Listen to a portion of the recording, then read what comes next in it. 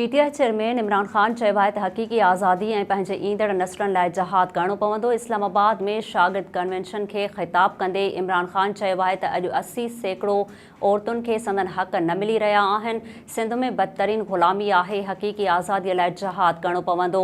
उन्हनि चयो आहे त मदीने जी रियासत में ख़लीफ़ा बि अदालत में पेश थींदा हुआ। समूरनि ग़रीब मुल्कनि में ज़रदारी ऐं नवाज़ शरीफ़ जहिड़ा माण्हू मुल्क मां पैसा ॿाहिरि खणी वञनि था।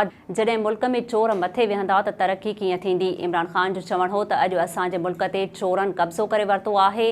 रोज़ानो वारे सां संदसि ॾोह मुआफ़ थी रहिया आहिनि। जेकॾहिं ईअं ई करिणो आहे त बाक़ी माण्हुनि खे बि जेलुनि मां आज़ादु करे छॾियो। उन वधीक चयो आहे त अॼु पाकिस्तान जी तारीख़ में अॼु फ़ैसिलाइतो वक़्तु आहे। शहबाज़ शरीफ़ हर जाइ ते वञी चवे थो त मां मजबूर आहियां, पिनण न आहियो। शहबाज़ शरीफ़ पाकिस्तान खे हर जाइ ते ज़लील कराए रहियो आहे।